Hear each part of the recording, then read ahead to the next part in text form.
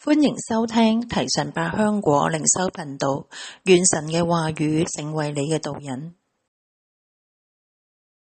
詩篇69篇16節，耶和華，求你應允我，因為你的慈愛美善。求你照着你豐盛的憐憫，轉念垂顧我。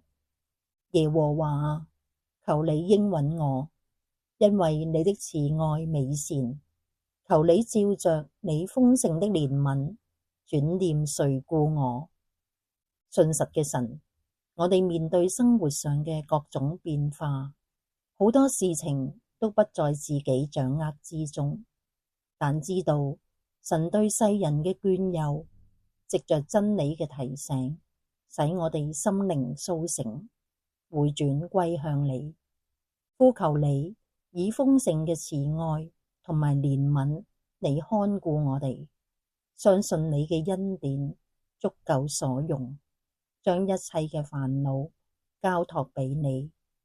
聖靈啊，求你喺我哋嘅心思意念中施行美善嘅工作，將憂愁轉化為喜樂，將沮喪轉化為讚美。